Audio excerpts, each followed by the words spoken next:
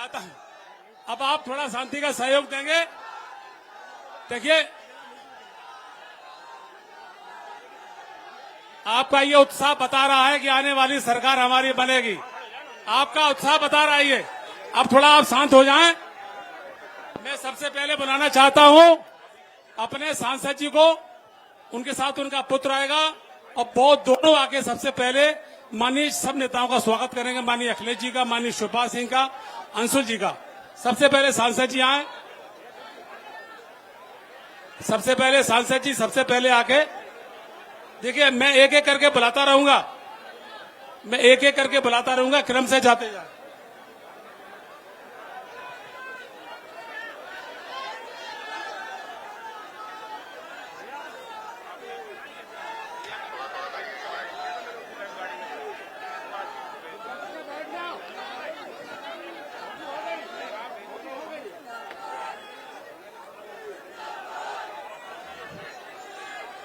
अब मैं चाहता हूं भरतला के विधायक भाई राघवेंद्र गौतम जी, माननीय राष्ट्रीय अध्यक्ष जी का,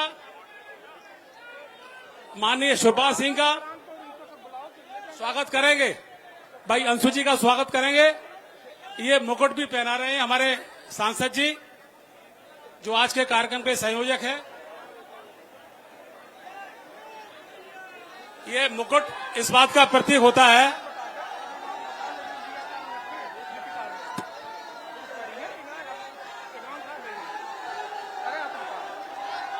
हमारे विधायक जी आए अपने साथ, वो सभी का स्वागत करेंगे। अम्बेडकर की मूर्ति,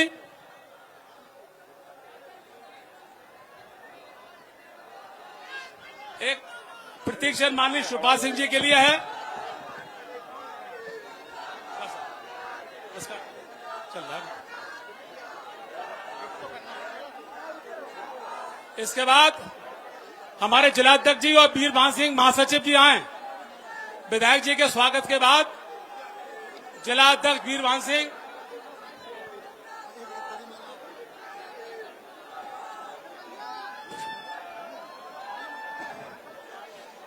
जिलाध्यक्ष जी और महासचिव जी आए और अपने जिला कमेटी की तरफ से स्वागत करें। उनके साथ चच्चू शुक्ला भी आ जाएं जो उपाध्यक्ष हैं।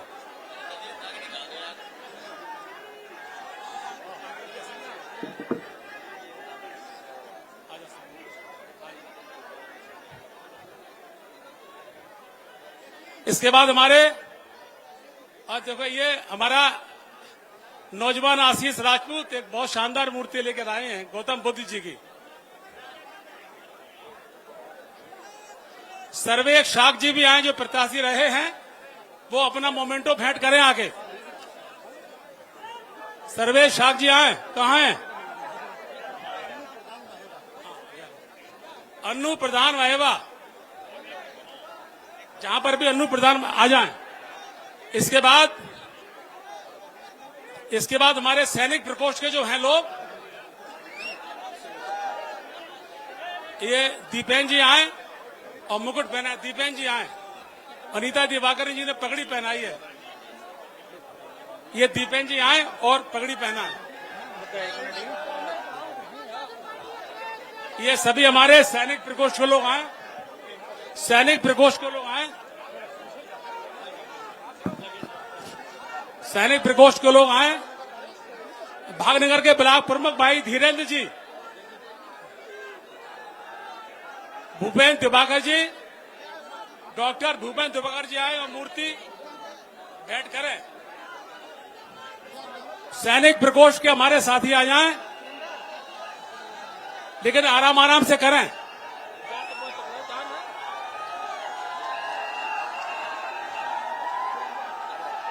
अंशुल यादव, साला पड़ेगा, जल्दी जल्दी आ जाएं।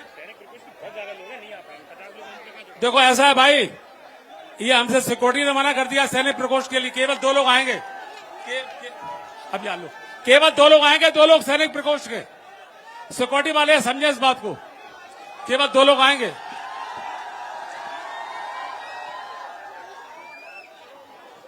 सैनिक प्रकोष्ठ के केवल 2 लोग आएंगे। मंच की स्थिति खराब है, इतने लोग नहीं आ सकते। और सभी हमारे जो फ्रंटल प्रकोष्ठ हैं, जितने फ्रंटल प्रकोष्ठ हैं, फ्रंटल प्रकोष्ठों के अध्यक्ष आ जाएं क्रमशः।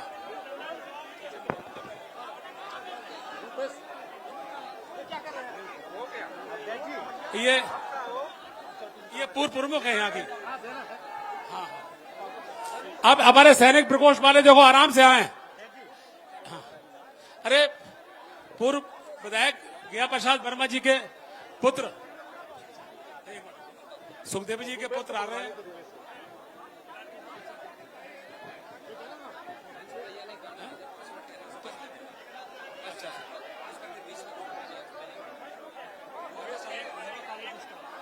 अच्छा, महिमा कॉलेज का स्टाफ जहाँ ये कार्यक्रम हो रहा है, ये पूरा यहाँ का स्टाफ है। ये इन लोगों ने बड़ी मदद हम लोग की है, अपनी जगह दी।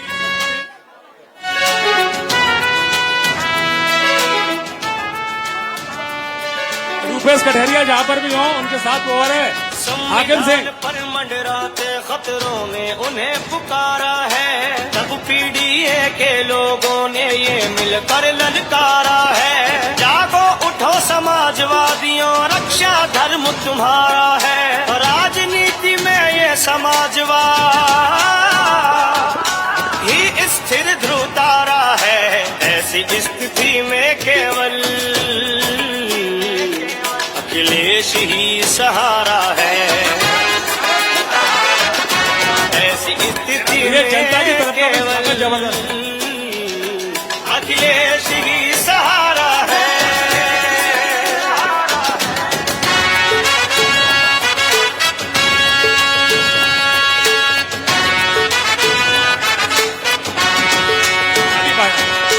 बीजेपी सरकार देश को धोखा देती आई है। सामाजिक समरसता में भी नफरत फैलाई है। भूख गरीबी बेकारी महंगाई है, असली मुद्दे छुपा लिए हैं। ये उनकी चतुराई है, ये उनकी चतुराई है। देश के हित में बहुत जरूरी अब इनसे छुटकारा है। जागो उठो समाजवादियों, रक्षा धर्म तुम्हारा है। ऐसी स्थिति में केवल अखिलेश ही सहारा है। अखिलेश हमारा है, अखिलेश सहारा है।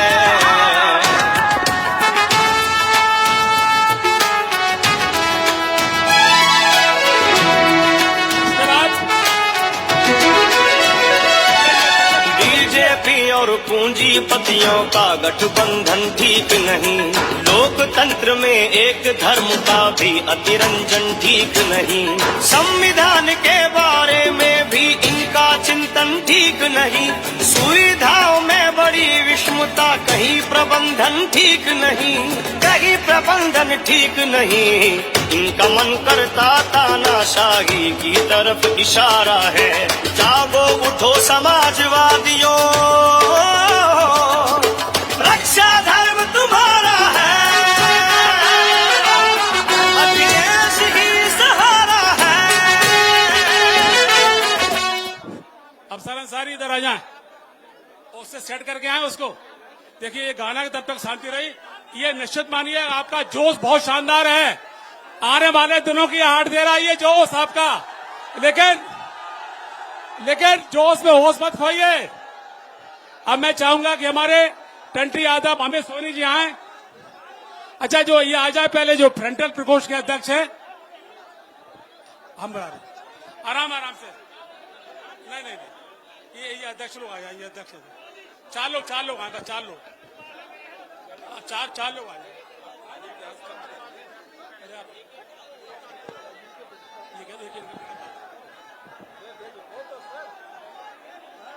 भेजो दो करके सब दिल गया। हाँ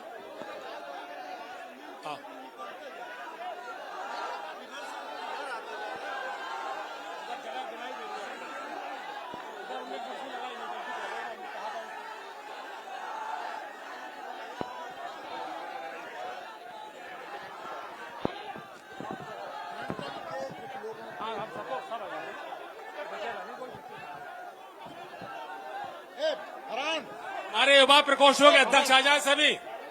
युवा प्रकोष्ठों के अध्यक्ष केवल आएंगे, केवल अध्यक्ष युवा प्रकोष्ठों के। ये पहले भी कहा गया था कि माला की प्रबंधित है भाई। आप भेजिए भेजिए भेजिए आप। अरे आशीष जी भेजिए 3-3 करके।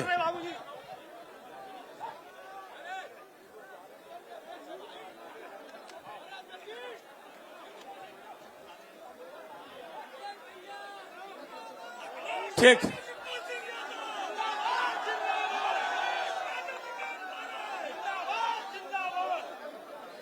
अब क्रम से आइए, 2-2 लोग आए, 2-2 लोग आए, 2-2 लोग आए। ये औरैया के जिलाध्यक्ष और हाँ, ये फ्रंटल वाले पहले आ जाए, 2-2 लोग आते चले।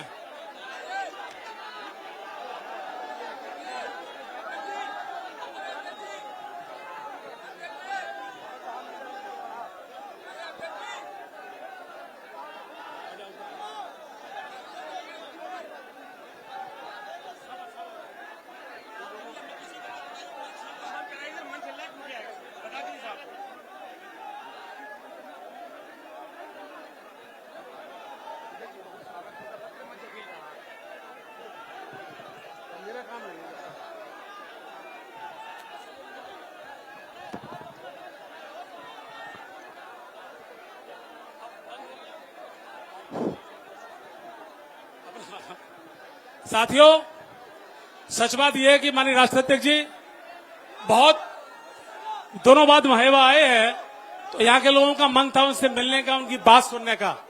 हालांकि टेलीविजन जरिए से राष्ट्रीय अध्यक्ष जी ने एक एक करके आते चले, एक एक करके आते चले, आगे बढ़ते चले। कृपया आराम आराम से, किसी को चोट ना लगे।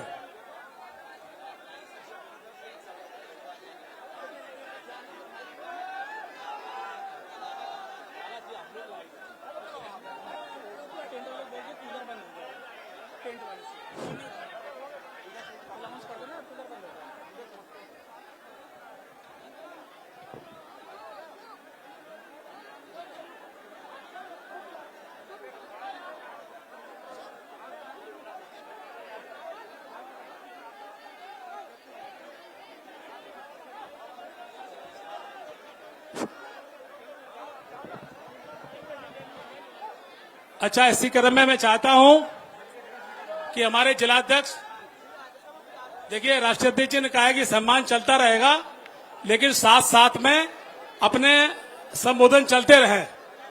मैं चाहूंगा कि आदरणीय हमारे जिलाध्यक्ष जी बबलू शाख जी, प्रदीप जी आकर अपना संबोधन प्रदान करें। राष्ट्रीय अध्यक्ष जी ने आदेश दिया है। हाँ आइए, बोलिए।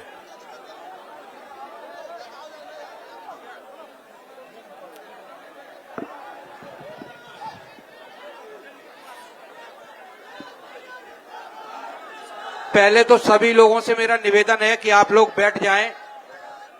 पीछे के लोग भी देखना चाहते हैं आदरणीय जी को। आप लोगों से मेरा निवेदन है कि आप लोग बैठ जाएं। जो आगे लोग खड़े हैं उन सभी से मेरा हाथ जोड़ के निवेदन है कि आप लोग बैठ जाएं।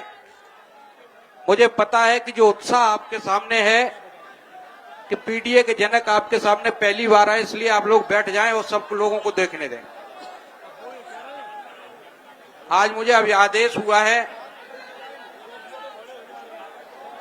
आज इस पीडीए जन चौपाल की अध्यक्षता कर रहे आदरणीय अध्यक्ष जी और हम सबके बीच में पीडीए के जनक और करोड़ों करोड़ों लोगों के दिलों पर राज करने वाले हम सबके नेता आदरणीय अखिलेश यादव जी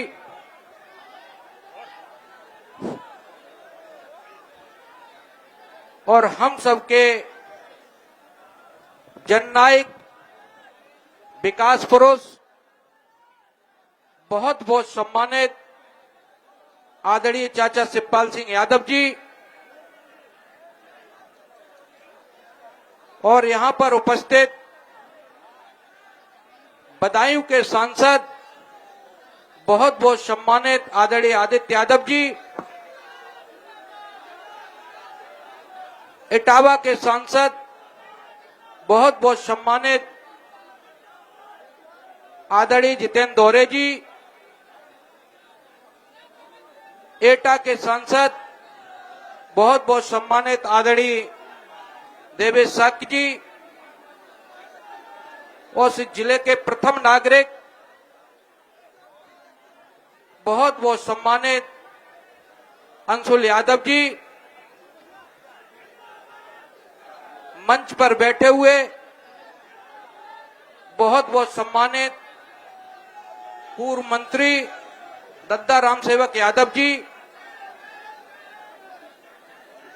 पूर्व मंत्री श्री कृष्ण यादव जी, और बरथना के विधायक बहुत बहुत सम्मानित राघवेंद्र गौतम जी,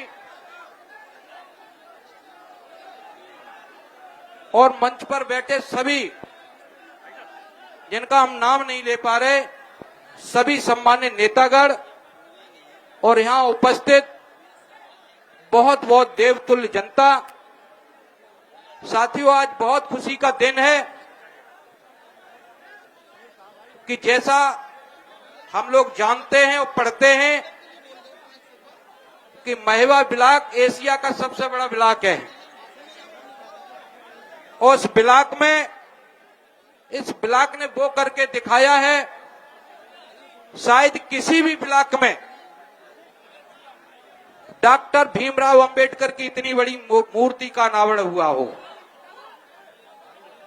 आज आपके बीच में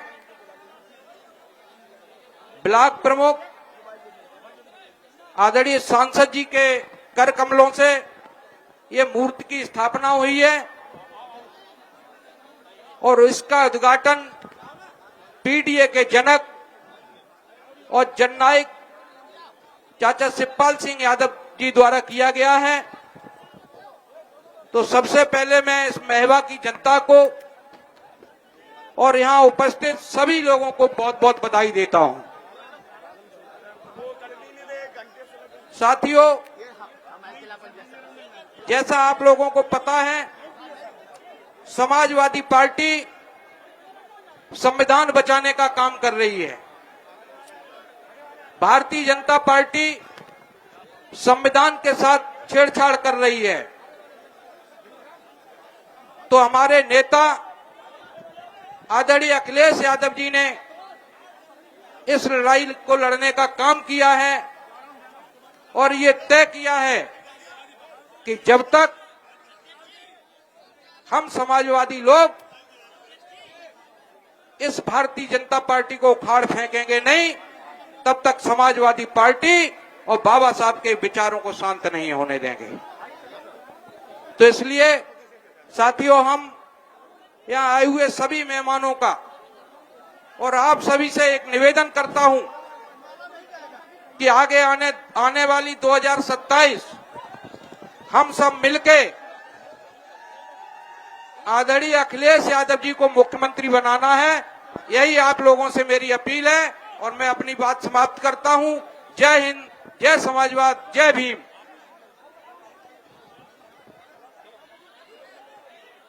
इसके बाद मैं चाहूंगा कि हमारे लोकप्रिय सांसद जिनके संयोजन में ये काम हुआ है वो आए और अपने कार्यकर्ताओं को संबोधित करें। भाई जितेंद्र दौरे जी। बहुत बहुत धन्यवाद संचालन महोदय अशोक बड़े भाई साहब, और इस देश को संविधान देने वाले परम पूज्य बाबा साहब भीमराव अंबेडकर को नमन करते हुए, श्रद्धेय नेताजी को नमन करते हुए, अपना आदर्श नेता मानते हुए हमारा लोकप्रिय किसानों नौजवानों के नेता हमारे पूर्व मुख्यमंत्री राष्ट्रीय अध्यक्ष अखिलेश यादव जी को बहुत बहुत नमन करता हूं, प्रणाम करता हूं। राष्ट्रीय महासचिव चचा शिवपाल जी का बहुत बहुत स्वागत और वंदन अभिनंदन करता हूं। बदायूं से आए हमारे छोटे भाई सांसद अंकुर भैया जी का स्वागत करते हुए, इस जिले की हमेशा कमान संभालने वाले नौजवानों के नेता अंशुल यादव जिला पंचायत अध्यक्ष जी का बहुत बहुत स्वागत और वंदन अभिनंदन करता हूं। अजय यादव नाम लिया जा रहा है।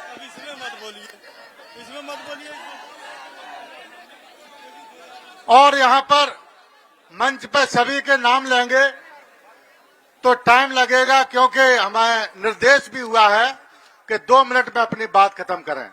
मैं देख रहा हूं इस महेबा ब्लॉक के नौजवानों को, अपने बुजुर्गों को, बर्तना विधानसभा के नौजवानों को, इटावा लोकसभा क्षेत्र से आए हुए सभी लोगों को मैं प्रणाम करता हूं, पैर छू करके आशीर्वाद लेता हूं। आप लोग इसी तरह से लगे रहेंगे तो यहाँ की जनता ने ठान लिया है कि 2027 में भैया आ रहे हैं। ये प्रदेश की जनता भी जानती है। भारतीय जनता पार्टी के लोग झूठ बोलना चाहते हैं, गुमराह करते हैं। अभी आपने देखा होगा परम पूज्य बाबा साहब भीमराव अंबेडकर का जिस तरह से भाजपा के लोगों ने अपमान करने का काम किया, लेकिन हमारे समाजवादी पार्टी के राष्ट्रीय अध्यक्ष जी ने ऐलान किया कि बाबा साहब का अपमान नहीं सहेंगे। हमारे 37 सांसदों ने ऐलान किया सदन में कि परम पूज्य बाबा साहब के सम्मान में कभी कमी नहीं आने देंगे। ये आप लोगों की आवाज है। आप लोगों का ये धन्यवाद करता हूं मैं कि आप लोगों ने इतनी बड़ी गर्मी में आकर के हमारे राष्ट्रीय अध्यक्ष जी का इतना बड़ा स्वागत करने का काम किया। आप लोगों का बहुत बहुत धन्यवाद। सभी लोगों को प्रणाम करता हूं, पैर छू करके आशीर्वाद लेता हूं। जय भीम, जय समाजवाद। साथियों, अब जो शख्सियत आपके सामने बोलने के लिए आएगी वो संघर्ष के प्रतीक है। मैं अक्सर उनके लिए पढ़ता हूं कि रंग फिजाओं का, हवाओं का निराला हो गया, पत्थरों का घर हमारा ये शिवाला हो गया, और जाने कैसा नूर बख्शाया खुदा ने आपको, आपके आने से आंगन में उजाला हो गया। ऐसे हमारे उजाला हुआ है, अभी तो और उजाला होगा। मानिए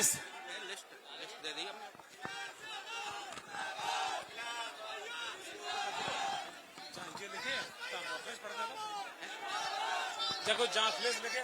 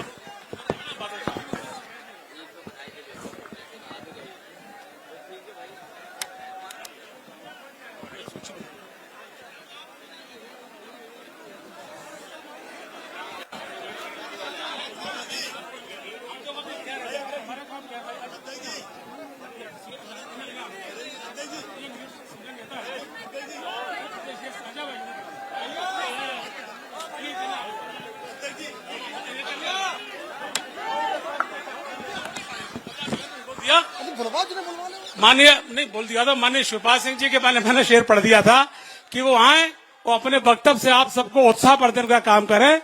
और ऐसे ही नहीं, मैंने पहले भी आपको पढ़वा दिया था। चलिए ठीक है, मैं फिर से एक शेर पढ़ देता हूं कि चलिए अभी सम्मान का क्रम चल रहा है। भाई अजय हमारे जिला पंचायत के मेंबर हैं, ये आए माननीय शिवपाल सिंह और अपने मुखारबिंद से हम सबको आशीर्वाद दें, हम सबका उत्साह वर्धन करें। आए माननीय शिवपाल सिंह जी।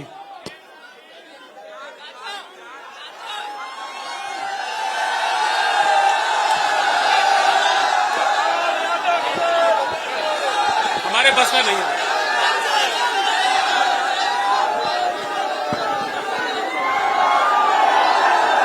आप शांत हो जाओ, शांत हो जाओ, शांत हो जाओ। आज के इस कार्यक्रम के अध्यक्ष पहलवान हमीद साहब, समाजवादी पार्टी के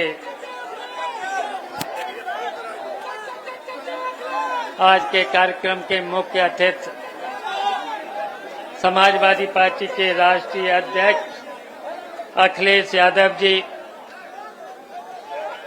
और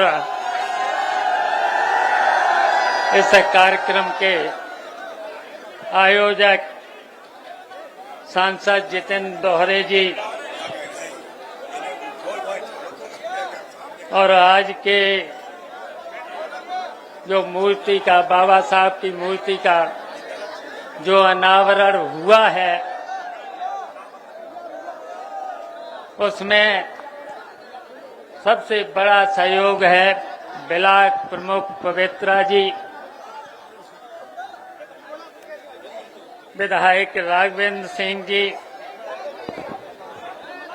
सांसद देवेश साकी जी, सांसद आदित्य यादव जी, विधायक रेखा वर्मा जी, विधायक प्रदीप यादव, पूर्व सांसद राम सिंह साग,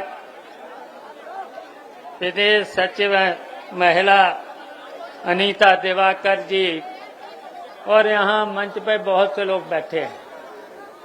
हमारी पार्टी के, समाजवादी पार्टी के जिला अध्यक्ष प्रदीप साकी जी, और यहाँ जितने भी मंच पर बैठे हुए हैं, पूर्व विधायक भी हैं, ब्लॉक प्रमुख भी हैं, जिला पंचायत सदस्य भी हैं, और यहाँ उपस्थित जो सामने खड़े हैं, जितने भी हमारे सामने खड़े हैं, हमारे कार्यकर्ता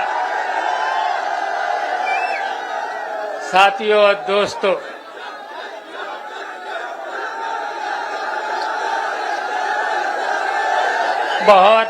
आज बहुत गर्मी है। आप लोग सुबह 10-11 बजे से इस तपती हुई धूप में खड़े हैं, तो मैं बहुत कुछ नहीं बोलेंगे, क्योंकि बोलना है राष्ट्रीय अध्यक्ष जी को बोलना है। मैं बस इतना ही कहना चाहता हूं, आज जो महेवा ब्लॉक है, ये ब्लॉक आप सबको पता है कि ऐतिहासिक ब्लॉक है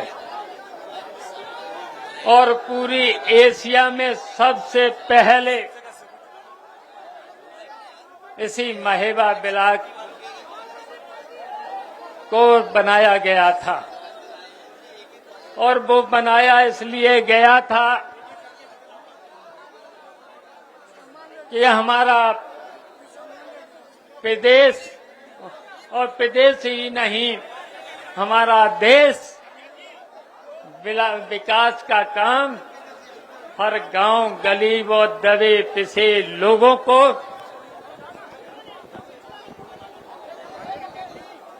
इसी ब्लॉक के द्वारा जो बाबा साहब का और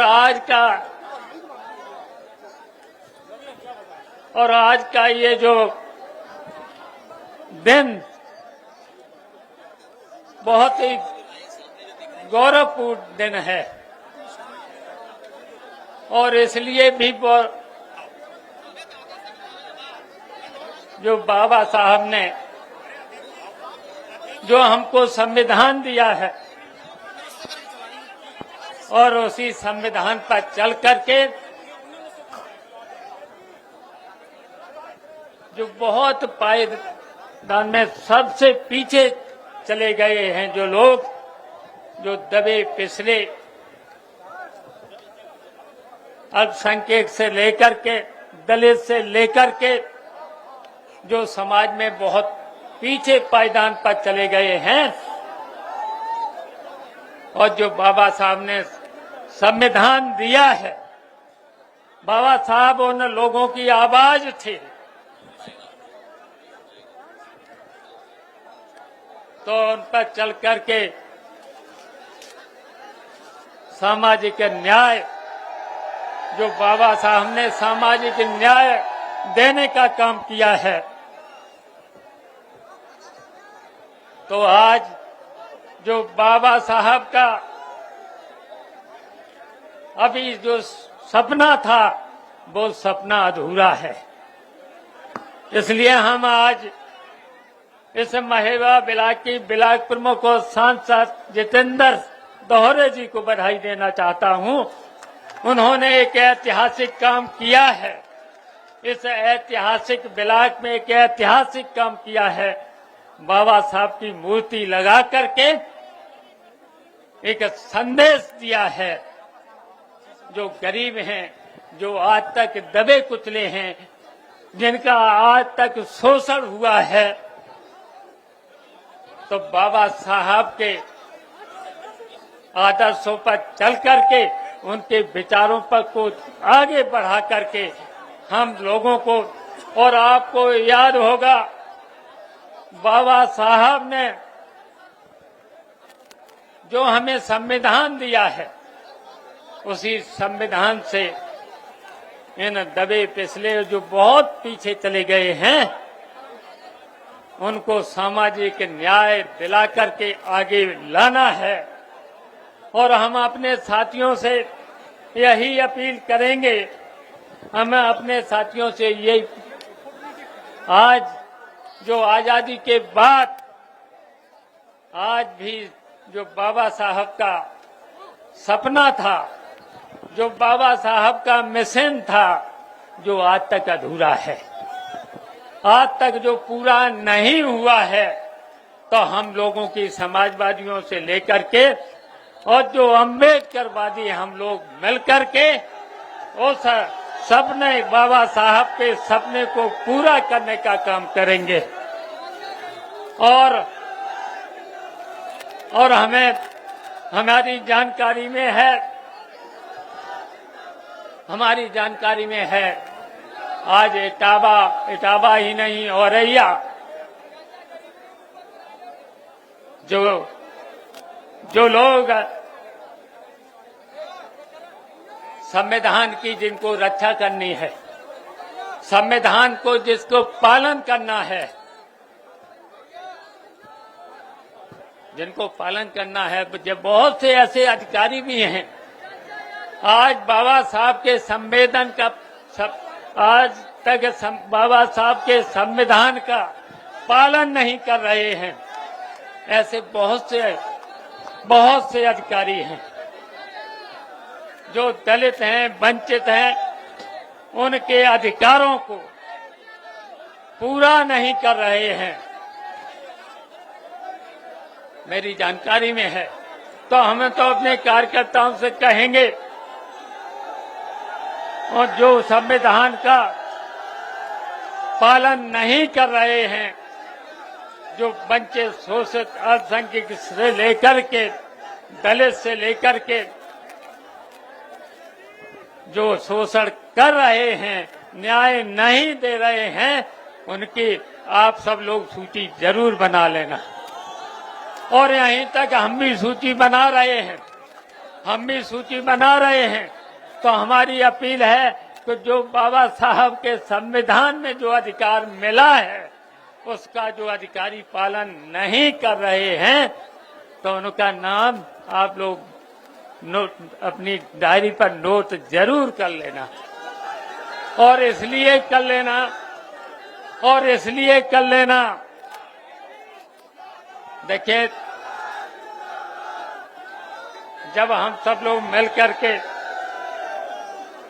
जितने भी शोषित पीड़ित लोग हैं, दबे कुचले लोग हैं, दलित से लेकर अल्पसंख्यक से लेकर के और यहाँ तक कि पिछड़े लोग भी बहुत पीछे चले गए हैं, अगर उनको न्याय नहीं देते हैं, तो सरकार, जब हम लोग सरकार में आएंगे तो निश्चित दंडात्मक उन अधिकारियों के खिलाफ दंडात्मक कार्रवाई करेंगे। तो इसलिए बहुत कुछ हमें नहीं कहना है, बस इतना हमें और अपील कर रहे हैं।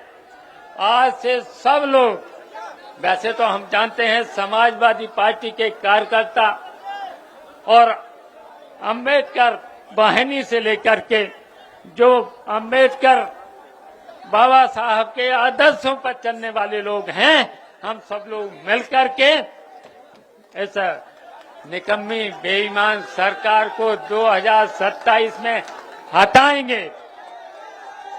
और हम लोग और आज ही से अपने अपने बूथ पर, अपने अपने मोहल्ले में, अपने अपने गांव में सब लोगों को मिला करके सब लोगों को एक करके कर लेना 2027 में भारतीय जनता पार्टी को हटाने का काम करें।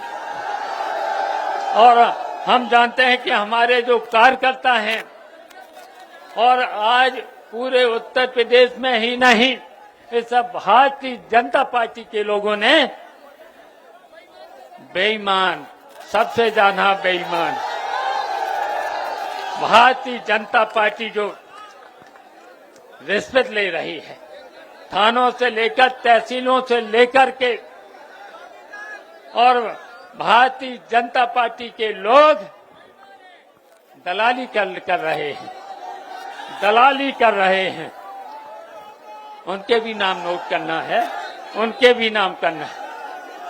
और पूरी की पूरी भारतीय जनता पार्टी की उत्तर प्रदेश की सरकार बेईमान है। बेईमान सरकार को हटाने का काम करेंगे। और हमारी अपील है कि हाथ उठा कर के बताओ, आज ही से अपने अपने गांव में, अपने अपने मोहल्ले में एक होकर के इस भारतीय जनता पार्टी को हटाने का काम करेंगे। और जहां पर भारतीय जनता पार्टी के सारे पर जो अधिकारी ईमानदारी से वोट भी नहीं डालना देना चाहते, वोटर लिस्ट में भी गड़बड़ी करते हैं, उससे सचेत रहना है। और हर बूथ पर और हर पोलिंग पर आप लोगों की जिम्मेदारी है। बताओ, उस जिम्मेदारी को आप लोग हाथ उठा करके बताइए, उस जिम्मेदारी को निभाएंगे। और निभा करके जो बेईमान नहीं करना चाहते हैं, उनकी बेईमानी को रोकने का काम करोगे। और वोटर लिस्ट में जो गड़बड़ी करते हैं, अपनी अपनी पोलिंग पर अभी से जो सूची लेकर के उसमें देख लेना। और ऑनलाइन अगर कहीं काटा है, तुम्हारा वोट नहीं है, तो ऑनलाइन जरूर उसमें दाखिल कर देना। और बेईमानी नहीं होने देंगे, इतना हाथ उठा करके बताओ, सब लोग हाथ उठा करके बताइए कि बूथ पर बेईमानी नहीं होने देंगे। तो हमें भरोसा है, हमें भरोसा इटावा के लोगों पर, हमें भरोसा औरैया के लोगों पर कि भारतीय जनता पार्टी को बेईमानी नहीं करने देंगे। और अपना एक एक वोट को बचाएंगे, बचाना है वोट को। और वोट के दिन आप लोग अपनी पोलिंग पर हर बूथ पर जिताने का काम करेंगे। यही हमारी आप सब लोगों से अपील है। धन्यवाद। हमारे इतना शोर है, चलिए राष्ट्रीय अध्यक्ष आइए, आइए।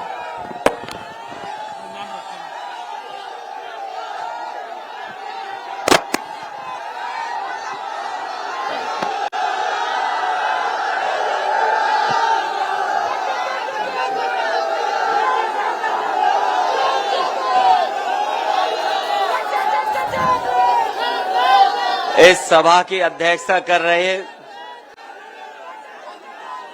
हमारे बहुत पुराने समाजवादी नेता और नेताजी के बहुत पुराने साथी आज की अध्यक्षता कर रहे नेताजी के बहुत पुराने साथी न केवल वो समाजवादी साथी रहे हैं बल्कि अखाड़े में भी पहलवानी किए हैं। हमारे पूर्व चेयरमैन हामिद खां साहब और इस कार्यक्रम के आयोजक और आपके और हमारे इटावा के सांसद जिनके प्रयास से हम और आप लोग यहां पर मौजूद हुए हैं, जितेंद्र दोहरे जी, मंच पर उपस्थित पूर्व सांसद राम सिंह साकी जी, बहुत पुराने समाजवादी नेता राम सेवक यादव जी, सांसद देवेश साकी जी, सांसद आदित्य यादव,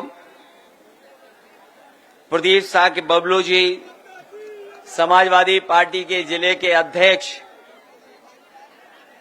राघवेंद्र गौतम जी, हमारी पार्टी के विधायक भरतना से, विधायक दिव्यापुर प्रदीप यादव जी, विधायक विधुना रेखा वर्मा जी, अशोक यादव जी पूर्व मंत्री, अंशुल यादव जी जिला पंचायत अध्यक्ष, पार्टी के प्रदेश के सचिव गोपाल यादव जी, वीरू भदौरिया जी, आशीष राजपूत जी, सर्वेश गौतम जी, पार्टी के जिला अध्यक्ष औरैया, पूर्व मंत्री आदरणीय श्री कृष्ण यादव जी, लालजी शुक्ला जी, अनिल यादव जी, पल्लवी पाल जी, अनीता दिवाकर जी, मदन गौतम जी, मिथिलेश कटियार जी और बड़ी संख्या में संगठन के सभी पदाधिकारी और मंच पर बहुत सारे उपस्थित पार्टी के हमारे नेता, यहां पर कार्यक्रम में उपस्थित सभी हमारे किसान भाई, आदरणीय बुजुर्ग, बड़ी संख्या में नौजवान साथी, माताएं, बहनें और पत्रकार साथियों, मैं सबसे पहले सांसद जितेंद्र दोहरे जी और उनके सहयोगी साथियों को और समाजवादी पार्टी के कार्यकर्ताओं का बहुत बहुत धन्यवाद और आभार प्रकट करना चाहता हूं कि उन्होंने अपने ब्लॉक के परिसर में बाबा साहेब भीमराव अंबेडकर जी की प्रतिमा लगा करके न केवल हम लोगों को बल्कि पूरे पीडीए परिवार को एक प्रकाश स्तंभ की तरह हम लोगों को चलने का मौका दिया है। और हम आपको भरोसा दिलाते हैं कि बाबा साहब भीमराव अंबेडकर जी ने जो सपना देखा था और जिस संविधान को हमें और आपको दिया है, आज के दिन हम सब पीडीए परिवार के लोग ये संकल्प लेते हैं कि कोई कितना भी साहसी हो जाए, ताकतवर बन जाए, कितना भी तानाशाह हो जाए, लेकिन बाबा साहब भीमराव अंबेडकर जी का संविधान हम लोग बदलने नहीं देंगे और इस संविधान के प्रति हम लोग ईमानदारी से खड़े होकर के अपने वोट का अधिकार हमेशा इस्तेमाल करेंगे। आज मुझे बहुत खुशी है कि बहुत सारे समाजवादियों से मिलने का मौका मिल रहा है, न केवल जो हमसे मंच पे व्यक्तिगत रूप से मिले हैं, लेकिन मैं देख रहा हूं सभा में बहुत सारे हमें अपने सभी लोग दिखाई दे रहे हैं। ये वो लोग हैं जो समय समय पर समाजवादी पार्टी को मजबूत करने के लिए अगर कभी भी कोई जोखिम भी उठाना पड़ा होगा तो यहाँ के समाजवादी साथी कभी पीछे नहीं हटे हैं।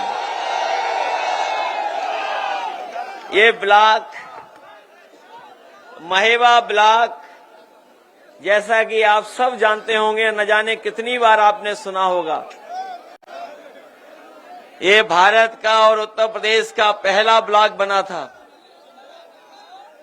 1950 के लगभग 1950 के लगभग ये पहला ब्लॉक बना था और पहला ब्लॉक बनने का सपना यही था कि जो हमारे गरीब हैं, गांव में रहने वाले लोग हैं, जो ग्रामीण स्तर पे अपना जीवन यापन कर रहे हैं, समय समय पे जो उन्हें समस्याएं होती हैं, जो खेती बाड़ी से लेकर के उनको आगे बढ़ाने के लिए जो योजनाएं आए, वो ब्लॉक स्तर से लागू होकर के हमारे गरीबों के खुशहाली को बनाने का काम करें।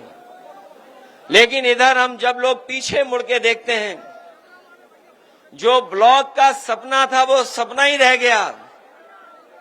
न केवल सपना रह गया, बल्कि बाबा साहब भीमराव अम्बेडकर जी ने ये कहा था कि आजाद भारत होने के बाद हम अंग्रेजों को और उस समय की सरकारों को इस बात के लिए नहीं कह सकते हैं कि उन्होंने बुराई लाने का काम किया है, उनकी वजह से हम खुशहाली और तरक्की के रास्ते पे नहीं हैं। क्योंकि अंग्रेज जाने के बाद न केवल हमारा देश आजाद हुआ, बल्कि बाबा साहब भीमराव अम्बेडकर जी ने हमें दुनिया का सबसे अच्छा संविधान दिया और संविधान देने के साथ साथ उन्होंने हमें और आपको अधिकार दिलाने का काम किया है। और वो अधिकार जो हमें संविधान से मिले हैं, हम और आप लोग देखते हैं कि कभी कभी हमारे अधिकारों को छीनने का काम करते हैं। हमारे अधिकारों की कोई परवाह नहीं कर रहा है। पिछले चुनाव में जिस समय समाजवादियों ने पीडीए परिवार का नारा दिया और नारे के साथ साथ हम लोगों ने संविधान बचाने का संकल्प लिया, और उसका परिणाम ये हुआ कि न केवल भारतीय जनता पार्टी उत्तर प्रदेश में हारी है, बल्कि उत्तर प्रदेश में सबसे ज्यादा सीटें लोकसभा में जीतने वाली समाजवादी पार्टी बन गई।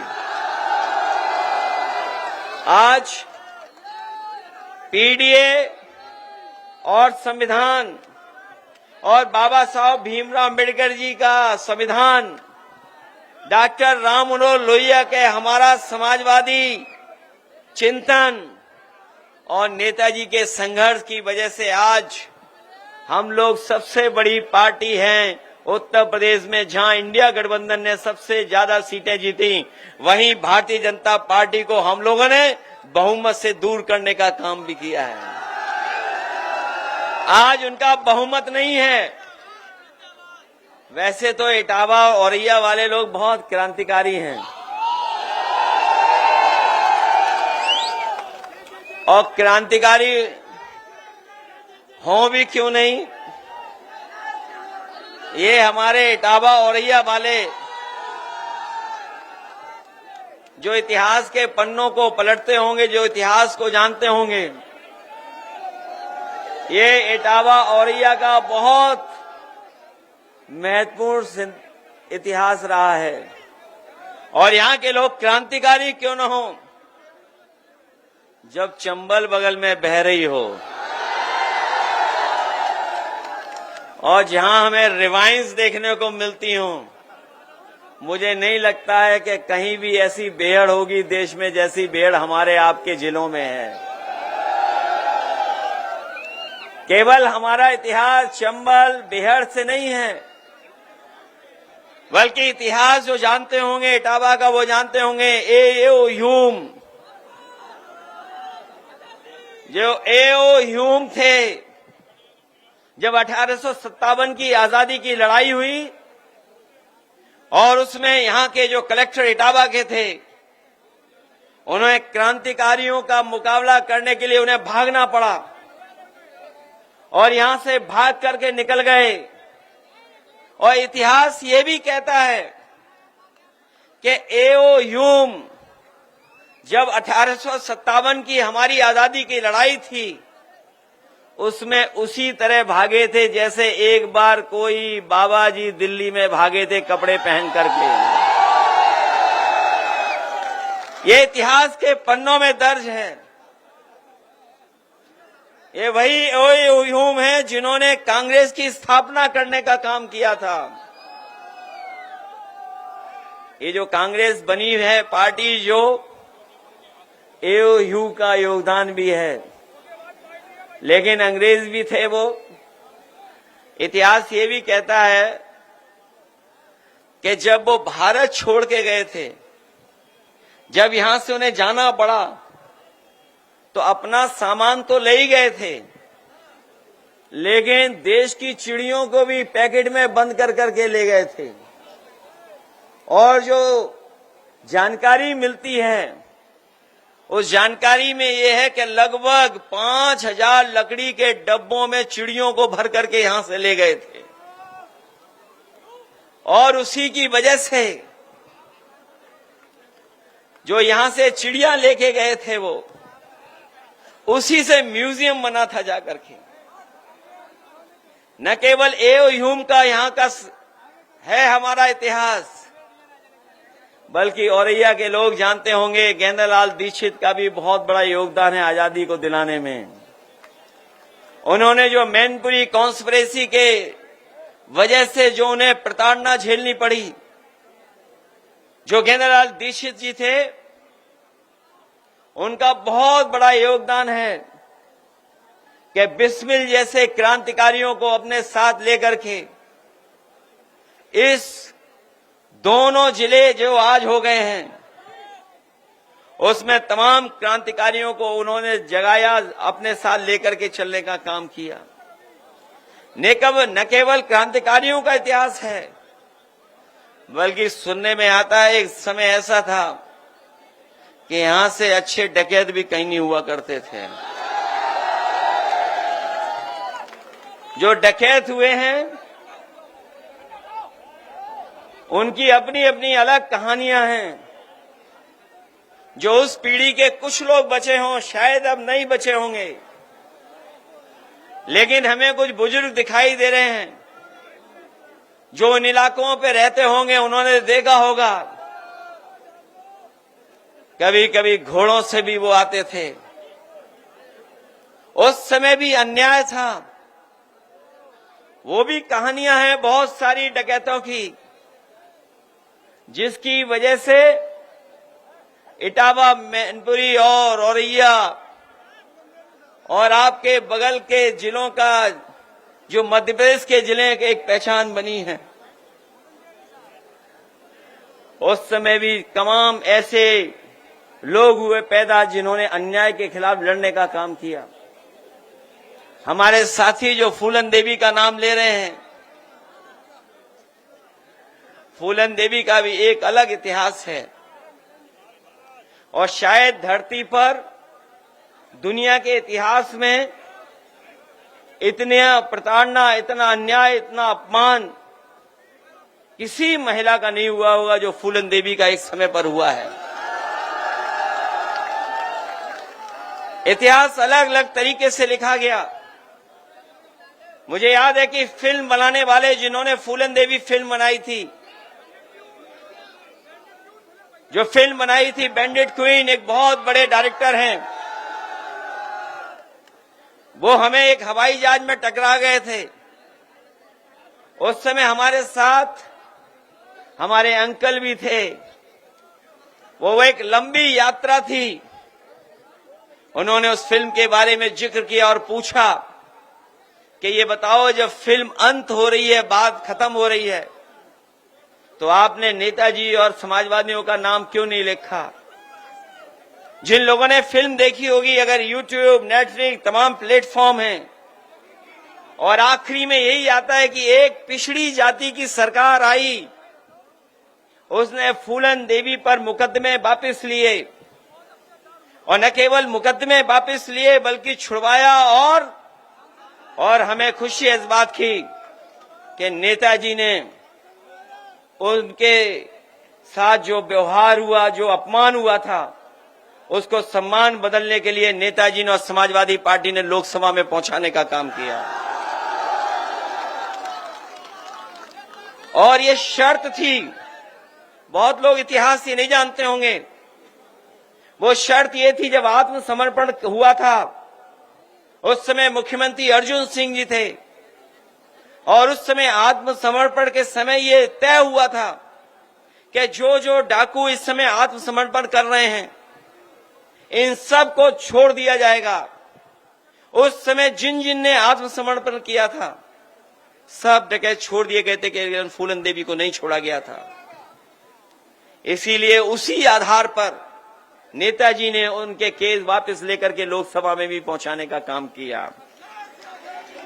जहां इतिहास ये है, वहीं अगर आज के समय पर हम लोग कहीं मुगले आजम का नाम ले दें तो न जाने कितनों को परेशानी हो जाएगी। ये समय ऐसा है कि इतिहास को अलग अलग तरीके से देख रहे हैं लोग, और इस समय पर अगर हम लोग कहीं ये कह दें कि मुगले आजम की फिल्म बनाने वाला वो पैदा अगर हुआ था तो कहां अपने इटावा में पैदा हुए थे के आसिफ। शायद वैसी फिल्म कभी नहीं बनी होगी जो मुगले आजम की फिल्म बनी है। उसको बनने में भी न जाने कितने वर्ष लगे थे। ये भी इतिहास है इटावा और हमारा आपका औरैया का।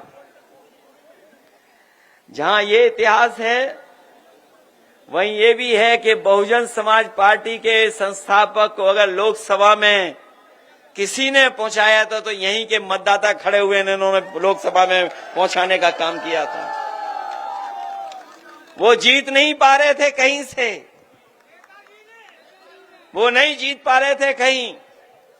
वो राजनीतिक परिस्थितियां कैसी थी, हालांकि हमारे पूर्व सांसद आदरणीय राम सिंह साकी जी बैठे हैं, इनके सामने नहीं कहना चाहिए, लेकिन ये बात इतिहास में दर्ज है कि उस समय पर संस्थापक जी को, काशीराम जी को अगर जिताने का काम किसी ने किया था तो नेताजी और समाजवादी लोगों ने लोकसभा में पहुंचाया था।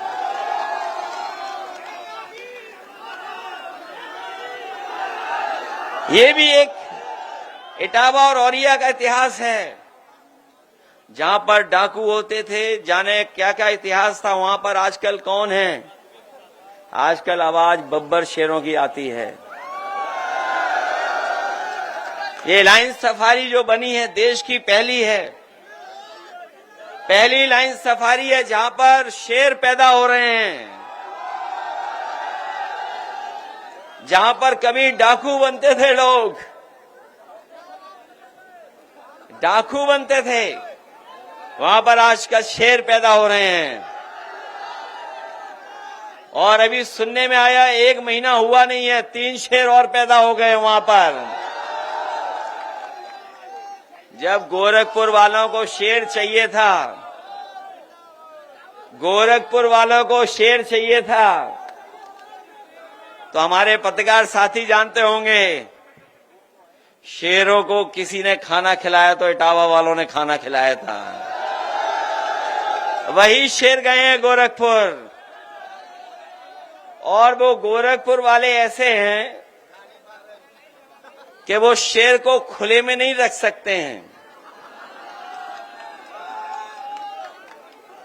जो गोरखपुर वाले हैं वो शेर को खुले में नहीं रख पा रहे हैं, पिंजड़े में बंद कर रखा है। लेकिन हमारी इटावा की लाइन सफारी ऐसी है जहां पिंजड़ों में नहीं रखना है, शेरों को खुले में छोड़ना है। इसलिए एक ये भी इतिहास है। इसलिए मैं आप सबसे कहना चाहता हूं कि बाबा साहब भीमराव अंबेडकर जी की आज प्रतिमा लगा करके हम लोगों को उस विचारधारा से जोड़ करके हमारे सांसद और उनके साथियों ने बहुत बड़ा काम किया है। क्योंकि बाबा साहब भीमराव अंबेडकर जी का अगर इतिहास पढ़ते होंगे हम और आप, तो उनसे बड़ा स्कॉलर, उनसे बड़ा इकोनॉमिस्ट, उनसे बड़ा सोशल रिफॉर्मर, समाज सुधारक, अर्थशास्त्री और अधिवक्ता और इतना जानकार कोई नहीं रहा। इसीलिए वो संविधान सभा के अध्यक्ष बने। न केवल वो संविधान सभा के अध्यक्ष बने, जिस समय वो बने हैं इसीलिए बनाया गया था कि उनके बनने से सबसे अच्छा हमारा संविधान बनेगा। और उन्हीं का योगदान है कि आज हमें दुनिया का सबसे शानदार संविधान मिला है। वो संविधान इसलिए भी बनाने में कामयाब हुए क्योंकि उन्होंने जीवन भर भेदभाव देखा था, बचपन से लेकर के, और पूरी उम्र उन्होंने भेदभाव देखा। उनके बारे में जिन्होंने पढ़ा होगा वो जानते होंगे कि जब स्कूल की कक्षा में जाते थे उस समय भी उन्हें भेदभाव का सामना करना पड़ता था। अगर तालाब जहां पर जानवर पानी पी सकते थे वहां पर भी पानी अलाउ नहीं था, लेने नहीं जा सकते थे। इतना बड़ा भेदभाव था। और पढ़ाई से लेकर के समाज में और जगह भी उन्हें हर तरह का भेदभाव का सामना करना पड़ा। वो जो हजारों साल पुरानी बुराई जो हमारे समाज में है, याद रखना साथियों, आज भी खत्म नहीं हुई है। और इसलिए खत्म नहीं हुई है क्योंकि बुराई को बढ़ाने वाले लोग आज भी समाज में हैं। आपने देखा कि अगर कोई मंदिर चला गया तो मंदिर में जाने की आपको इजाजत नहीं थी। बहुत सारे मंदिरों में कोई घुस नहीं सकता था, और अगर घुस जाता था तो उसे सजा मिलती थी। न केवल सजा बल्कि दूसरी भावना से भी देखा जाता था। इस तरीके से आदमी को आदमी से इस तरह की घृणा करना दुनिया में कहीं नहीं देखा जाता है, केवल हमारे देश में देखा जाता है। मुझे याद है कि पिछले चुनाव में जब मैं एक मंदिर में गया और मंदिर के दर्शन कर करके जब हम लोग लौटे तो बाद में पता लगा कि भारतीय जनता पार्टी के लोगों ने उसे गंगा जल से मंदिर धुलवाया था मंदिर, जबकि वहां के पंडित जी मना कर रहे थे कि मत धोइए, ये कोई पहली बार नहीं आ रहे हैं। लेकिन भारतीय जनता पार्टी के लोगों ने मंदिर धोया। आपने अखबारों में खबरें भी पढ़ते होंगे कि एक जज साहब जब कुर्सी पर बैठे तो उन्होंने कुर्सी को गंगा जल से धुलवाया। इस तरह का भेदभाव आज भी हमें देखने को मिलता है। जिस मुख्यमंत्री आवास में न जाने कितने लोग रहे, जिस समय मायावती जी उस मुख्यमंत्री आवास में रहते थे, और जब मैं उस मुख्यमंत्री आवास में गया तो हम लोगों ने कभी गंगा जल से नहीं धुलवाया। लेकिन जब यही उत्तर प्रदेश के मुख्यमंत्री जो अपने आप स्टैम्प लगा करके योगी बन गए हैं, वो जब मुख्यमंत्री आवास में गए तो गंगा जल से मुख्यमंत्री आवास धुलाया गया था। ये भेदभाव आज भी है। मैं सोच सकता हूं, कल्पना कर सकता हूं कि अगर हम लोगों के साथ ऐसा व्यवहार हो सकता है तो और हमारे जितने बहुजन समाज के लोग हैं उनके साथ न जाने कैसा कैसा व्यवहार होता होगा। और वो हमें देखने को मिल रहा है। हमारा आरक्षण छीना जा रहा है, हम लोगों को कहीं आगे बढ़ने का मौका नहीं दिया रहा है। सरकारी स्कूल बंद किए जा रहे हैं, संस्थाओं में अपने लोग बैठा करके अपने लोगों का अपॉइंटमेंट किया जा रहा है। तो इस तरह का भेदभाव चल रहा है। और किसने किया था ये भेदभाव? कोई एक मन्नू महाराज आए थे, वही सब गड़बड़ कर गए। कोई मन्नू महाराज आए थे, उन्हीं ने सब गड़बड़ कर दिया। अगर कोई हमें और आपको सम्मान दिलाता है तो ये बाबा साहब भीमराव अम्बेडकर जी का संविधान हमें सम्मान दिलाता है। ये हमारे लिए संविधान संजीवनी है। ये हम चाहते हैं देश संविधान से चले, लेकिन कुछ लोग अपने अहंकार से देश को चलाना चाहते हैं। कुछ लोग संविधान को केवल कोरी किताब मानते हैं, संविधान को संविधान नहीं मानते हैं। और हम तो कहना चाहते हैं कि जिस तरीके से एक नारा दिया गया कि जय जवान जय किसान, तो उसमें एक बात और जोड़ दी जाए, जय जवान जय किसान और जय संविधान। ये संविधान हमारे लिए बुनियाद है, बुनियाद। ये बुनियाद है हमारे लिए जो बाबा साहब भीमराव अम्बेडकर जी ने दिया। ये संविधान हमारे लिए कर्म ग्रंथ है। ये जो लोग अपने मन विधान से चलाना चाहते हैं,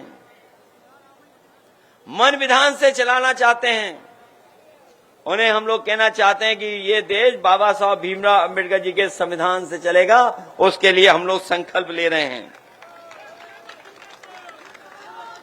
संविधान हमें हक दिलाता है, हक दिलाता है हमें और आपको।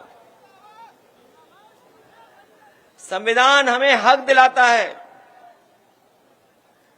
जो लोग हमारा आपका हक मारना चाहते हैं, वही लोग संविधान विरोधी हैं। और याद रखना, अगर संविधान कमजोर होगा तो हमारा लोकतंत्र कमजोर होगा, और लोकतंत्र कमजोर होगा तो तानाशाही आएगी, और ये देश को एक तंत्र के लिए, एक तंत्र की तरफ ले जाना चाहते हैं। जो लोग मन विधान से चलना चाहते हैं, वो एक तंत्र की तरफ ले जाना चाहते हैं, तभी वो एक रंगी हैं। वो लोकतंत्र के पक्षधर लोग नहीं हैं। और याद रखना, जब कभी भी हमारे ऊपर कभी संकट आता है तो संविधान ही हमारा रक्षा कवच बनकर के हमारी मदद करता है, और संविधान ही हमारी ढाल है, और संविधान ही हमारी पहचान भी है। संविधान ही हमें सुरक्षा दिलाने का काम करता है, और संविधान ही हमें शक्ति देने का काम करता है। इसलिए संविधान को कोई भी ठेस पहुंचेगी तो हम समाजवादी लोग एक होकर के पीडीए परिवार की ताकत बनाने का काम करेंगे। और याद रखना कि अभी तक तो पीडीए को बचाया संविधान ने, अब हमारे पीडीए परिवार के लोगों की जिम्मेदारी है संविधान बचाने की। ये लोग जो कह रहे हैं कि 80-20 की लड़ाई होने वाली है, जो गणित ही नहीं जानते, 46 में 56 बोलते हैं। उनकी गिनती सुनी आपने, 46 में 56 वाली। न केवल 46 में 56 की गिनती, इधर ये जो क्रिकेट लोकप्रिय हुआ है, यहां जितने नौजवान हैं सब क्रिकेट खेलना जानते हैं। ये बैटिंग करना भी जानते हैं, बॉलिंग करना भी जानते हैं। लेकिन बताओ, हमारे मुख्यमंत्री जी को कभी क्रिकेट खेलते हुए देखा है आपने? उनको एक बार हमने भी देखा क्रिकेट खेलते हुए, बॉल 3 बार टप्पा मारी तब भी मार नहीं पाए। और न केवल उन्हें क्रिकेट खेलते हुए हम लोगों ने देखा है,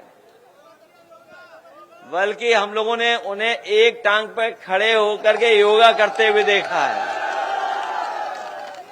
और कितनी बड़ी बड़ी बातें कर रहे हैं, सोचा कभी आपने?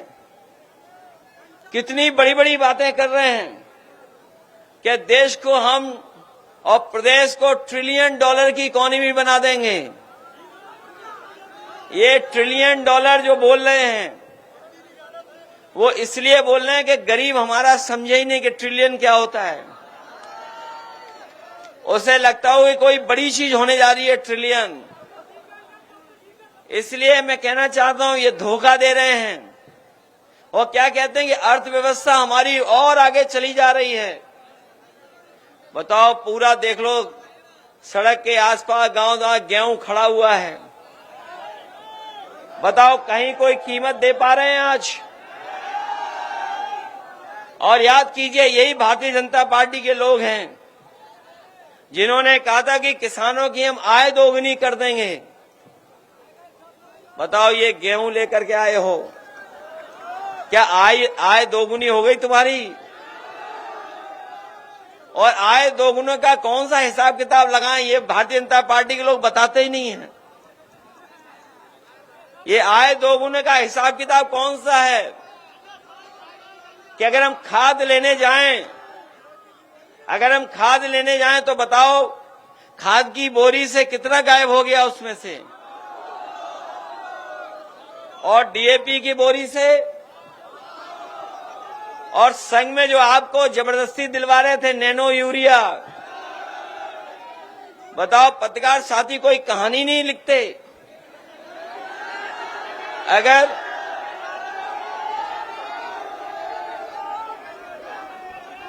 अगर सांड से गाड़ी टकरा जाए,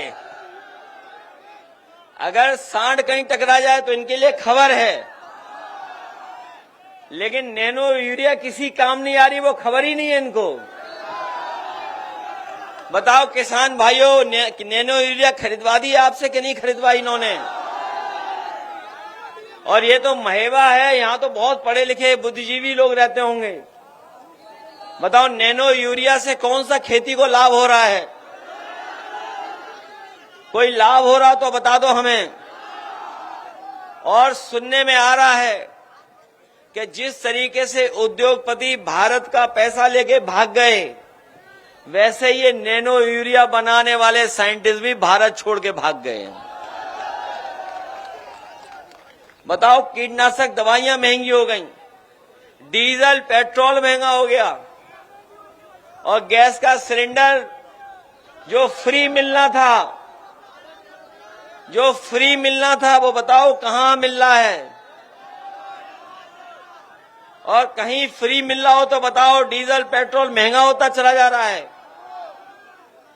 यही मुख्यमंत्री थे, जब आलू की फसल आई थी तो कह रहे थे हम आलू खरीदेंगे, और जानकारी की तो एक आलू तक नहीं खरीदा इन्होंने। अगर कोई एक आलू खरीदा हो तो बताए सरकार और भारतीय जनता पार्टी के लोग। इसलिए इनकी गलती नहीं, मीडिया वालों की। ये मीडिया वाले भी परेशान हैं। जब से कोरोना आया और इनका वेतन कम हुआ, तब से इनका वेतन ही नहीं बढ़ा। और नहीं मानते, हम जब चले जाएं तो इनसे अलग से पूछ लेना। और जो हमारे मुख्यमंत्री जी कहते थे कि 40 लाख करोड़ रुपया हम लेकर के आए निवेश में, याद होगा बड़े बड़े आयोजन हुए थे जिसमें बड़े बड़े उद्योगपति आए थे लखनऊ में। इस सरकार ने बड़े बड़े उद्योगपति बुलाए और कारखाना लगाने के लिए उद्योगपतियों से मिलकर के करार किए, और जब करार हो गए दोनों, तो उसके बाद बोला कि हम 40 लाख करोड़ उत्तर प्रदेश की अर्थव्यवस्था में लगाने का काम करेंगे। कहा कि हम कारखाने लगवाएंगे, उद्योग लगवाएंगे। और आज जब पीछे मुड़कर के इनसे पूछते हैं कि बताओ कितने कारखाने लगे हैं, कितने उद्योग लगे हैं, तो इन पे कोई है ही नहीं उद्योग कारखाना लगा हुआ।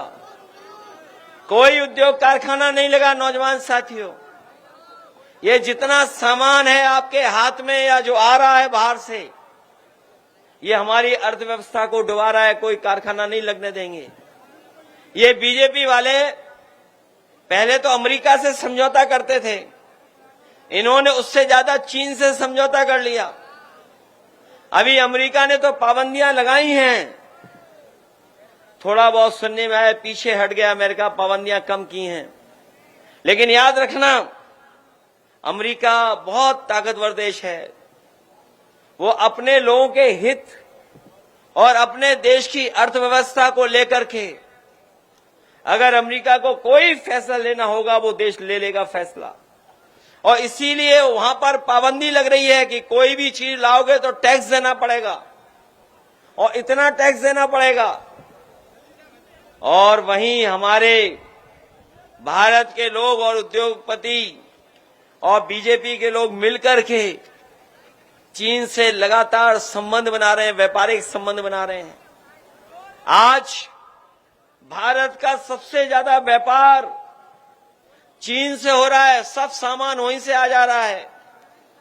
ये जो मोबाइल है, मोबाइल के अंदर जितना सामान है सब वहीं का है। और केवल यही नहीं, बहुत सी चीजें।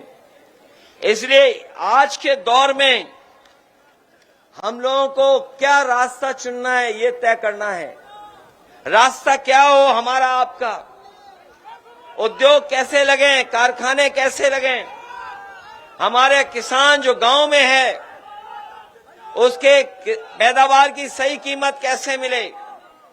बताओ हमारे किसान भाइयों, जितने लोकसभा में कानून पास हुए हैं, अगर कोई कानून आपके लिए बना हो तो बता दो हमें।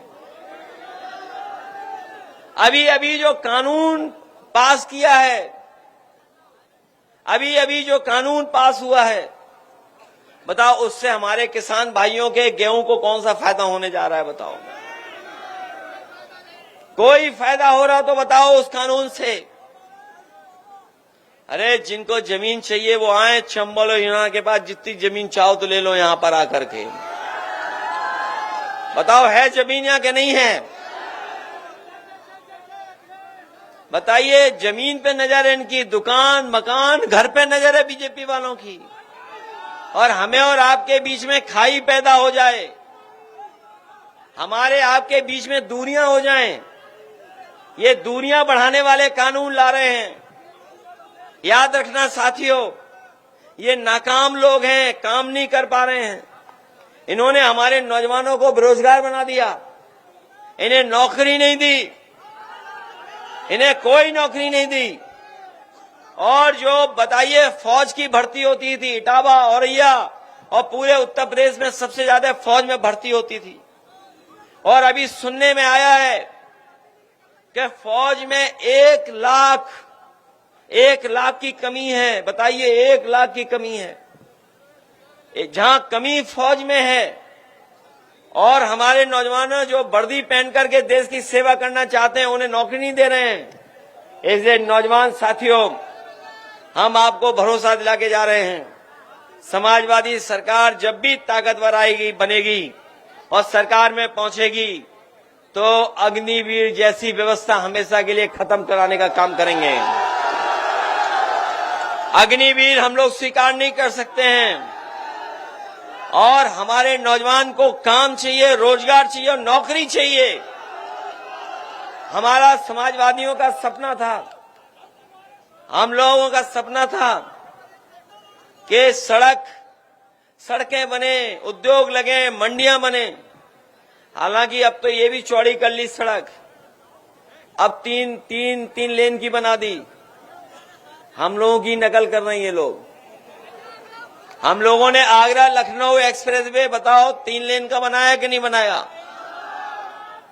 और उस पर चल करके देख लो, वो अच्छा है कि ये अच्छा है।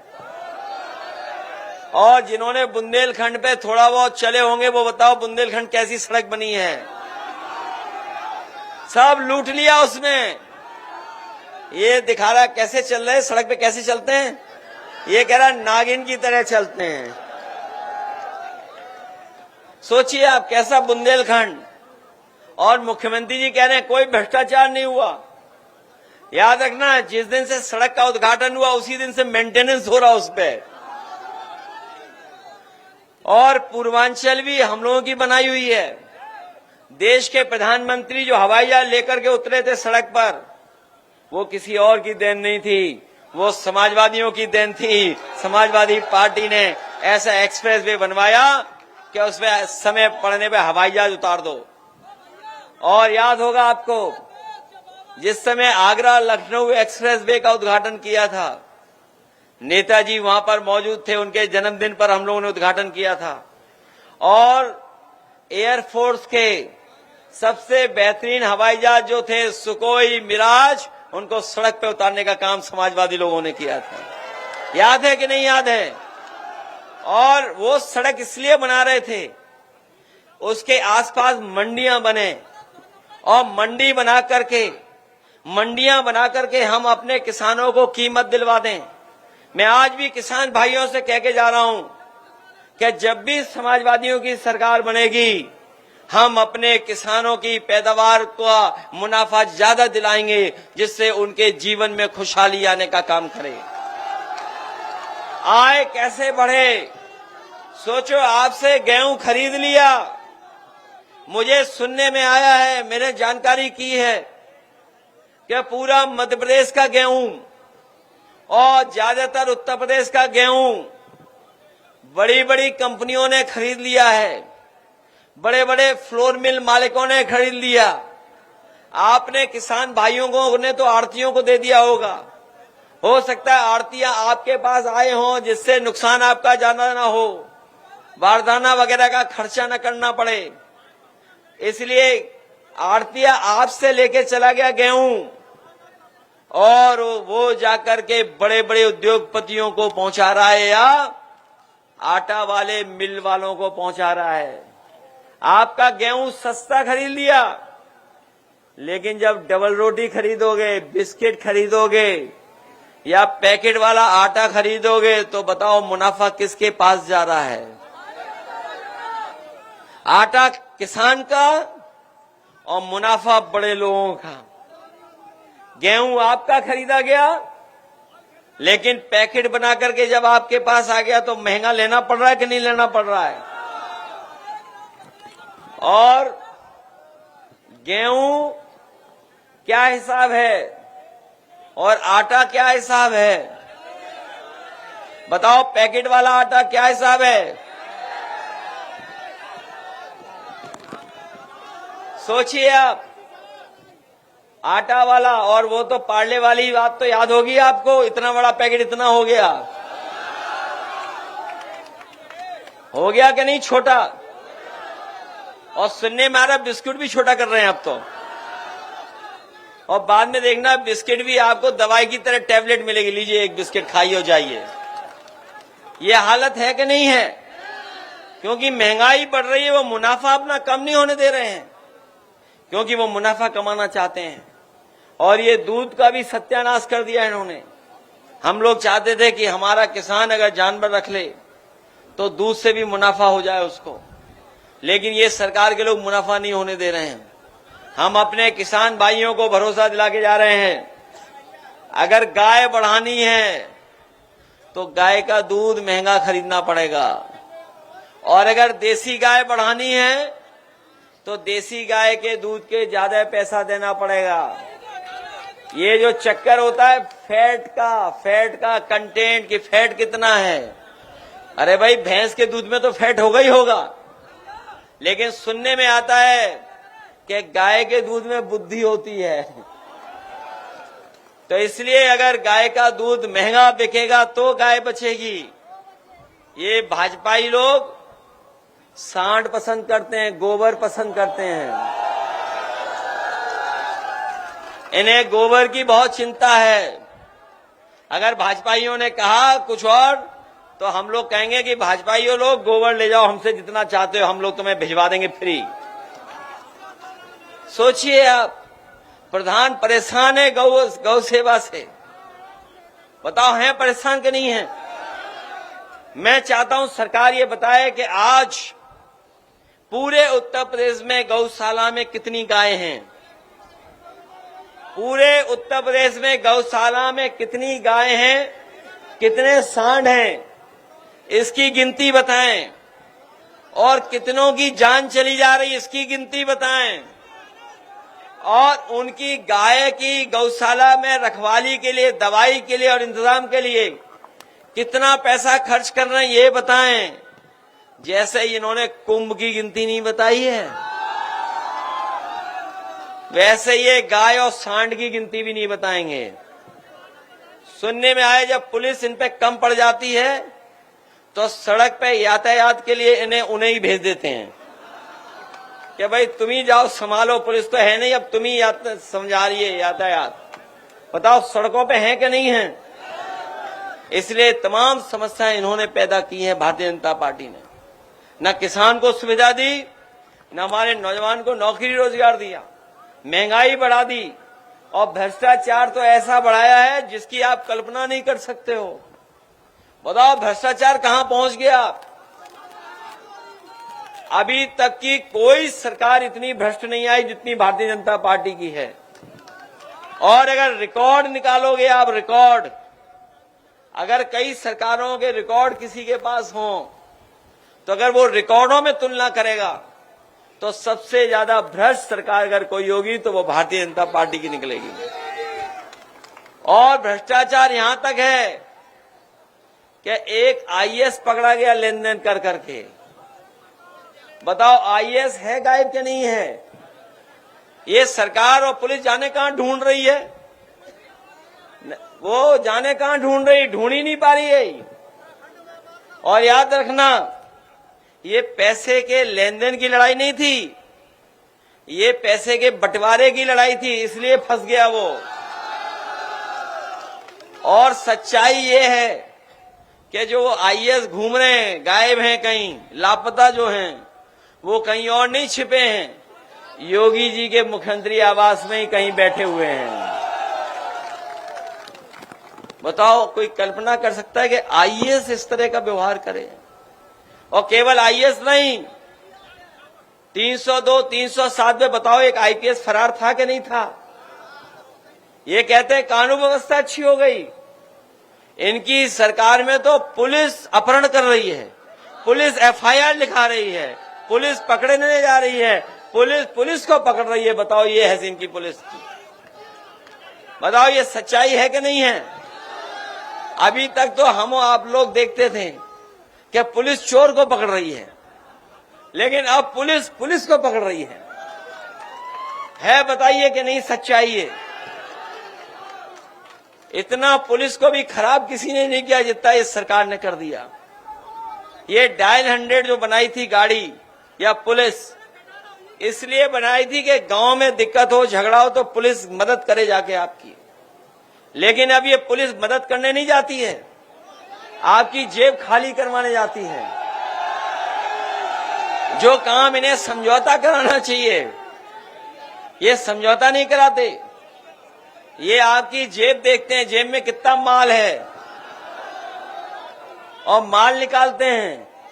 और याद रखना, हम भारतीय जनता पार्टी को कहना चाहते हैं कि अगर इस तरीके से पुलिस से काम करवाओगे कि आप वोट लुटवा रहे हो, उनसे चुनाव लड़वा रहे हो। यहाँ पे तो देखा होगा प्रमुखी वगैरह के चुनाव कैसे हुए होंगे आसपास। बताओ, पुलिस चुनाव लड़ाती कि नहीं लड़ाती?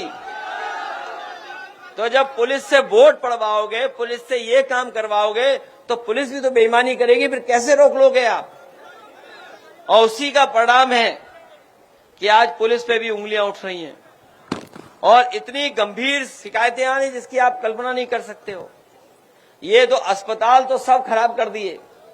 आज मैंने एक तस्वीर देखी कि एक सांड बीमार हो गया तो इलाज कराने के लिए अस्पताल पहुंच गया। अभी आज सोचो, अस्पताल में सांड पहुंच रहे हैं। ये है इनकी सरकार। और बताओ, अस्पताल में कहीं इलाज हो रहा किसी का? किसी गरीब का इलाज नहीं हो रहा। और ये कोरोना पे जो हमें कहते थे वैक्सीन, बताओ अब हार्ट अटैक हो रहे हैं ज्यादा कि नहीं हो रहे हैं? न केवल हार्ट अटैक बढ़ गए हैं, बल्कि सुनने में आ रहा है कैंसर भी बहुत बढ़ता चला जा रहा है। बड़े पैमाने पे कैंसर हो गया है। नेताजी और हम लोगों ने कैंसर का अस्पताल बनवाया था लखनऊ में, 1000 करोड़ का। और वो इसलिए बनवाया था समाजवादी पार्टी ने कि अगर वो अस्पताल बन जाएगा तो हमारे गरीब को अगर इलाज की जरूरत पड़ेगी तो गरीब आएगा, उसको फ्री इलाज मिलेगा, एक भी पैसा नहीं देना पड़ेगा। ये इंतजाम समाजवादी पार्टी कर रही थी। उस अस्पताल को शुरू ही नहीं करने दे रहे हैं, बर्बाद कर दिया। सैफई का भी यूनिवर्सिटी थी, वो भी बर्बाद कर दी। और जिला अस्पताल वो तो भगवान भरोसे चल रहे हैं। जैसे एम्बुलेंस जो चल रही है, वैसे ही अस्पताल चल रहे हैं। फोन मिलाओ, एम्बुलेंस आएगी कि नहीं आएगी पता ही नहीं है। हम अपने गरीबों को कह के जा रहे हैं, समाजवादी सरकार बनेगी तो एम्बुलेंस की संख्या बढ़ा करके और अस्पतालों का इलाज अच्छा इंतजाम कर करके आपके गांव पे 15 या 20 मिनट में एम्बुलेंस पहुंचाने का काम करेंगे। जिससे आपका इलाज अच्छा हो जाए, किसी की जान नहीं जाए, किसी का पैसा खर्च नहीं हो।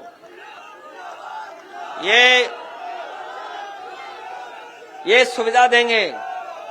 अभी सुनने में आ रहा है आज भी कोई मैच है आईपीएल का।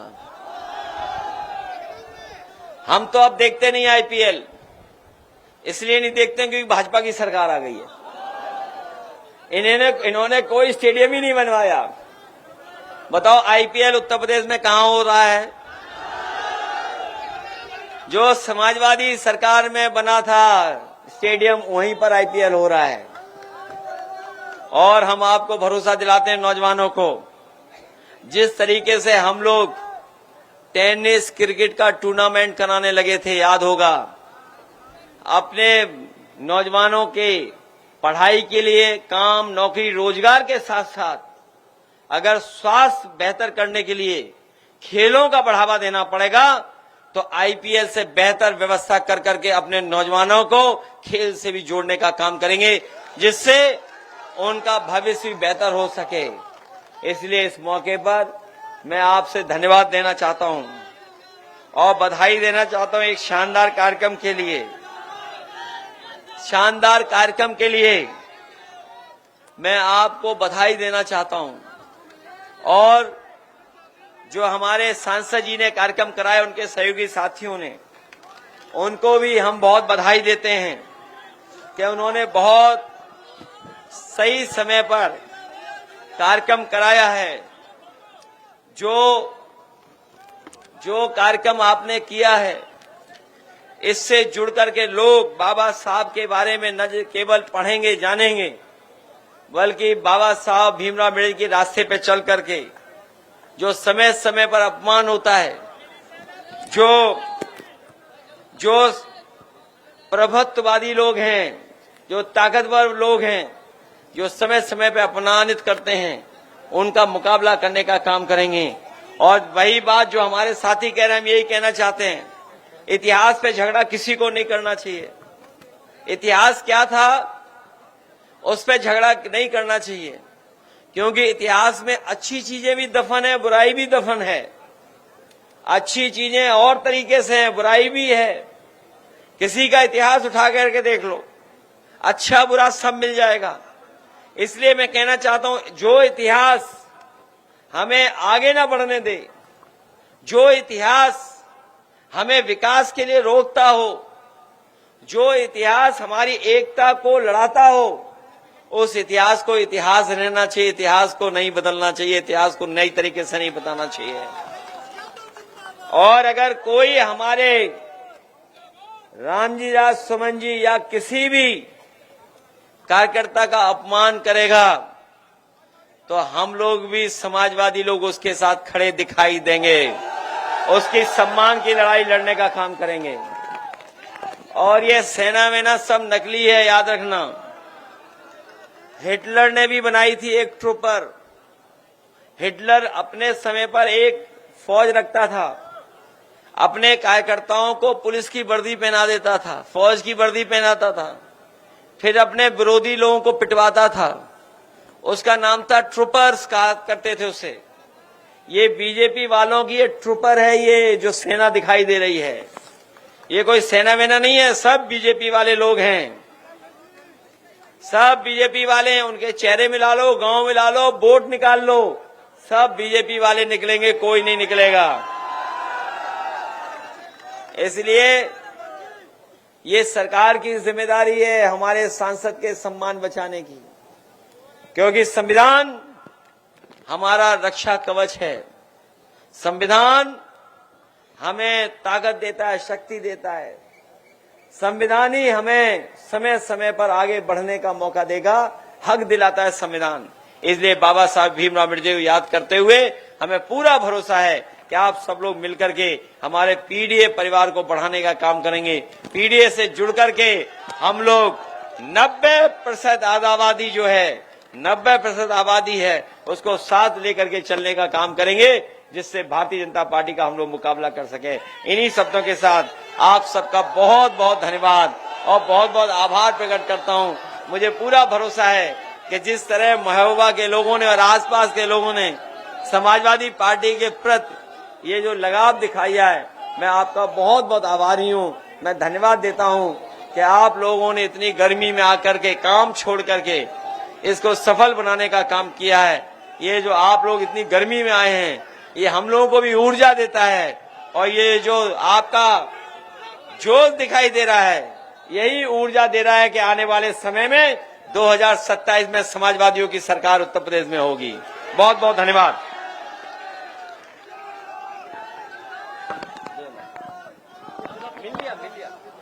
अरे स्वागत का